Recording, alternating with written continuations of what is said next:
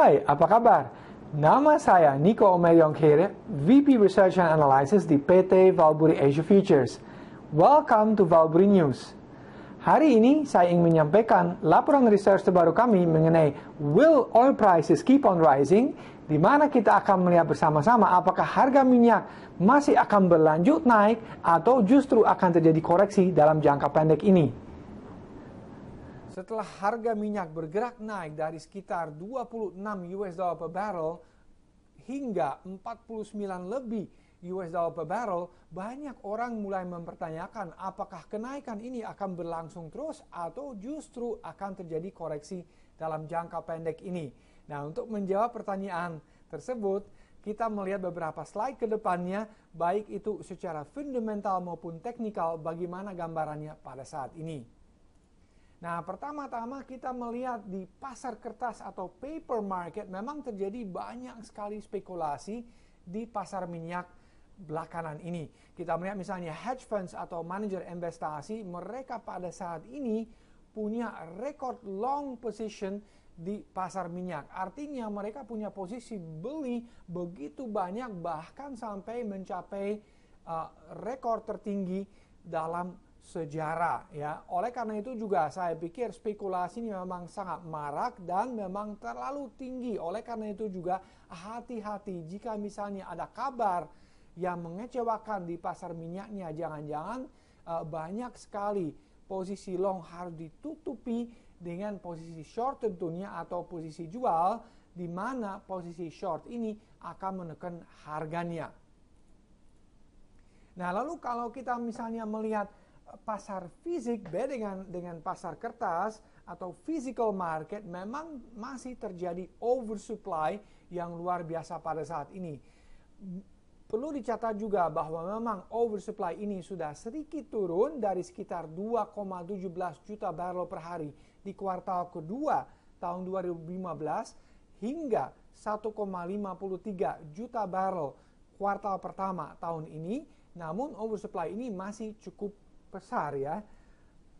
Nah, kalau kita melihat lebih lanjut, buktinya apa bahwa memang oversupply ini masih cukup besar? Nah, bukti yang paling jelas adalah bahwa di Singapura banyak sekali super tanker maupun kargo tanker itu masih berlabuh di depan pelabuhannya Singapura. Bahkan ada kutipan dari senior European oil trader yang kemarin baru saja ke Singapura.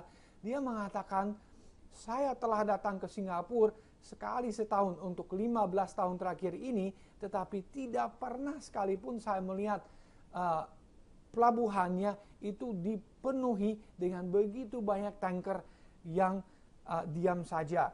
Nah, kalau kita misalnya melihat di gambar ini, dot-dot merah ini mewakili super tanker ataupun kargo yang hampir tidak bergerak atau bahkan statis sekalipun, ya.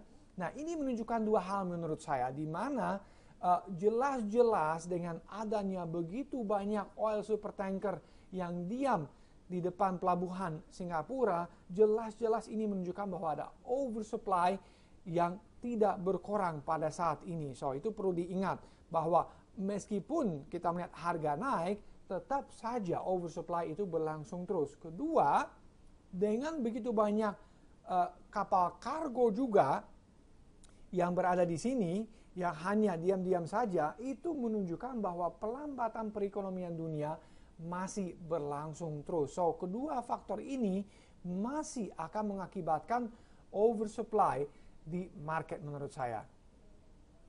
Nah, ada satu titik harapan ke depannya, yaitu bahwa crude production atau produksi minyak di Amerika Serikat itu telah turun dari sekitar 9,6 juta barrel per hari ke sekarang sekitar 8,8 juta barrel per hari.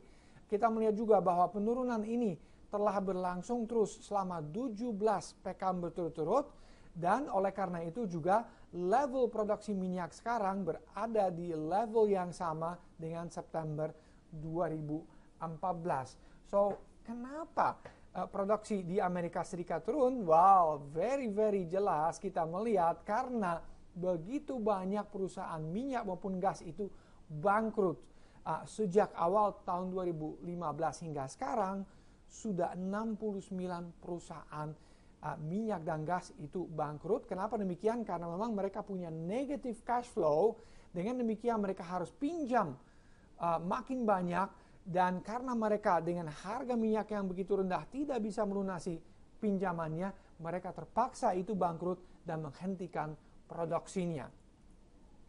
Nah, bahkan ada kutipan di Wall Street Journal yang mengatakan bahwa masih ada sekitar 300 perusahaan minyak dan gas yang kedepannya akan bangkrut. So, boleh dikatakan bahwa produksinya oleh karena itu juga makin akan turun di Amerika Serikat ya. Dan kita melihat perusahaan yang bangkrut itu dengan berjalan waktunya masih makin eksponensial ya kurvanya kita melihat. Namun, meskipun produksinya di Amerika Serikat pada saat ini turun, tetap perlu dicatat juga dari segi produksinya negara-negara OPEC pada saat ini ditambah juga Rusia masih memproduksi minyak di level yang tertinggi sepanjang sejarah. Sebagai contohnya, Iran misalnya sudah menaikkan produksinya dalam beberapa bulan terakhir ini dengan sekitar 600.000 barrel per hari. Oleh karena itu juga kita melihat ada sedikit kompensasi di antara produksinya negara-negara OPEC dan Rusia dengan produksinya di Amerika Serikat, di mana produksi di Amerika Serikat turun memang. Tadi kita melihat sekitar 800.000 barrel per hari. Namun di sisi lainnya kita melihat negara-negara OPEC yang menaikkan produksinya dengan Rusia ya sedikit mengkompensasi penurunan produksi tersebut ya. So overall kita melihat produksi tidak terlalu banyak turunnya secara dunia. Kalau kita melihat di sisi lainnya, demand-nya atau permintaan akan minyaknya untungnya masih naik sekitar 1,2 juta barrel per hari. Itu memang level kenaikannya yang dialami oleh minyak dari tahun 2011 hingga 2016 ya.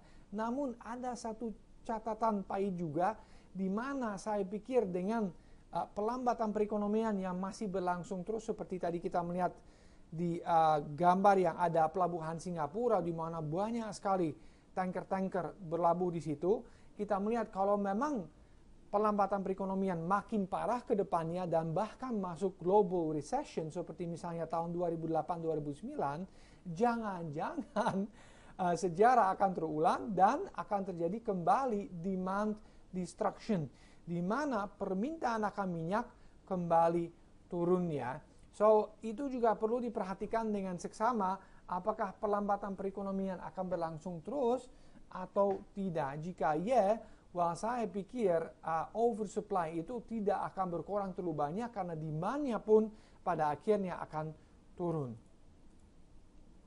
Nah, kenapa demand-nya masih naik?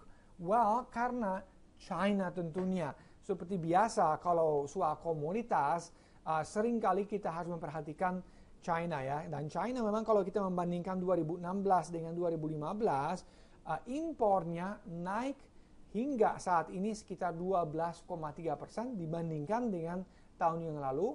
Dan impornya pada saat ini sekitar 30 hingga 35 juta ton ya. So cukup besar boleh dikatakan. Dan kalau kita melihat juga dari 2010 sampai 2016 itu rata-rata itu mengalami kenaikannya. Ini juga berhubungan dengan pengisian SPR atau Strategic Petroleum Reserves yang berlangsung pada saat ini di China, di mana mereka memang sangat lihai ya. Mereka memanfaatkan penurunan harga minyak ini untuk mengisi cadangan strategis minyak di China. Dan alasan kedua adalah bahwa pada saat ini juga kita melihat produksi minyak di China juga turun 5,6% dari tahun ke tahun di bulan April. So, tidak hanya Amerika mengalami penurunan produksi, tetapi juga China mengalami penurunan produksi minyak pada saat ini.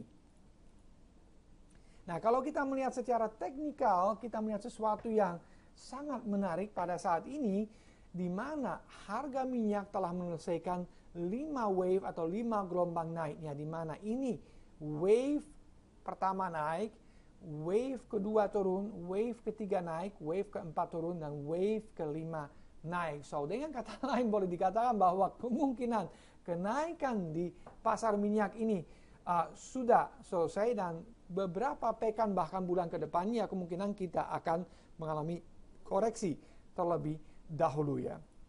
Nah, lalu kalau kita melihat weekly chart juga ada beberapa hal yang sangat menarik. Kita melihat setelah falling wedge pattern di sini pecah ke atas, kita melihat bahwa pasar minyak menjadi sangat bullish dan bahkan sekarang sudah mencapai di atas 49 US dollar per barrel. Ya, lalu kita melihat juga secara RSI, kita melihat bahwa kita dalam posisi overbought atau jenuh beli. Ini juga suatu tanda bahwa kemungkinan besar kenaikan ini akan tersendat dan mulai sangat terbatas, dan kita kemungkinan besar akan justru masuk ke koreksi. Nah, ini juga daily chart, ada beberapa hal yang menarik. Kita melihat pertama ini uptrend line ini sangat cantik dan sudutnya juga sekitar 45 derajat. Ini juga a very nice uptrend. Nah, kita melihat uptrend line pada saat ini berada di sekitar 44.50 US dollar per barrel, tapi perlu dicatat juga bahwa uptrend line ini tentunya dari hari ke hari akan bergerak naiknya. Oleh karena itu, setiap hari pun level support ini akan naik tentunya, ya. Lalu kalau kita melihat Elliott wave structure juga sangat-sangat menarik, di mana kita tidak hanya menyelesaikan 5 wave naik, 1, 2, 3, 4, 5, tetapi di dalam wave 5 ini ada 5 wave naik juga, di mana di sini wave 1 naik, wave 2 turun, wave 3 naik, wave 4 turun, dan wave 5 naik. So, di dalam wave 5 ada 5 gelombang lagi. Oleh karena itu juga saya cukup yakin bahwa uptrend ini akan segera selesai dan kita akan kembali turun. Perhatikan level ini yang tadi saya katakan akan naik dari hari ke hari. Jika memang level ini pecah atau uptrend line ini pecah, itu akan menunjukkan bahwa uptrendnya sudah selesai dan kita jangka pendek menengah akan turun lagi. Nah, ini juga ada sinyal yang sangat-sangat bagus di RSI atau Relative Strength Index, di mana ada bearish divergence pada saat ini. Nah, hukum analisa teknikal mengatakan jika ada perbedaan di antara indikator teknikal dan harga, pada akhirnya harga akan mengikuti indikator yang turun pada saat ini, atau dengan kata lain juga harga akan mengalami penurunan sesuai dengan indikator teknikal pada saat ini. Lalu terakhirnya, kalau kita misalnya mempertanyakan, oke, kalau misalnya terjadi koreksi ke depannya, kira-kira sampai ke level berapa? Nah, untuk itu kita selalu akan melihat Fibonacci retracements. Fibonacci retracements ini sangat mudah dibentuk. Kita akan mengambil low-nya atau level terendahnya di sekitar 26 US dollar per barrel ke level tertingginya yang kemarin hanya mencapai sekitar 49, tapi memang sudah sedikit di atasnya, but in the end pada akhirnya tidak akan berubah banyak sekali Fibonacci retracement ini ya. Zona koreksi atau entry point yang sangat bagus kalau Anda misalnya mencari entry point untuk beli minyaknya berada di antara Fibonacci retracement 38,2% hingga 61,8% yang berada di antara 35 hingga 40 US dollar per barrel. So, jika Anda ingin masuk ke pasar minyak, saya rasa zona ini di antara 35 sampai 40 US dollar per barrel itu paling bagus pada saat ini. Dan lalu chart terakhir ini menunjukkan bahwa jangan-jangan sejarah akan mengulang diri dan kejadian di tahun 2015 akan kembali terulang di tahun ini. Kenapa demikian? Karena kita melihat tahun yang lalu apa yang terjadi adalah bahwa harga minyak melonjak dari 45 US dollar per barrel hingga 60 US dollar per barrel. Nah, setelah itu terjadi konsolidasi yang berlangsung sekitar 2 bulan dan pada akhirnya harga minyak terkoreksi juga ya. Dan kalau kita melihat dengan seksama grafik ini, sekitar pertengahan bulan Juni tahun yang lalu koreksi dimulai ya. Nah, sekali lagi, apakah sekarang juga kita dekat-dekat mulai dari koreksi ini atau tidak? Well, I don't know, tetapi kalau kita melihat secara fundamental dengan adanya oversupply yang masih begitu banyak, kemungkinan besar memang kita akan mengalami koreksi beberapa pekan ke depannya. Jadi untuk merangkum kembali, kita tadi melihat bahwa secara teknikal uptrend kemungkinan hampir diselesaikan. Kenapa demikian? Karena secara Elliott Wave Theory kita sudah menyelesaikan 5 wave naik. Bahkan wave 5 terakhir terdiri dari 5 gelombang naik juga. So, oleh karena itu juga saya pikir memang upside-nya sangat terbatas untuk saat ini. Mungkin masih bisa naik sampai 50-51 US dollar per barrel. Tetapi itu memang maksimumnya yang saya lihat pada saat ini. Justru sebaliknya, kalau kita misalnya masuk ke zona koreksi, nanti perhatikanlah Fibonacci retracement 38,2% dan 61,8% yang berada di antara 35 hingga 40 US dollar per barrel. Ini juga merupakan entry point menurut saya yang sangat bagus untuk investor yang ingin membeli minyak ke depannya. Sekian dari saya untuk saat ini. Sampai jumpa di video komentar berikutnya.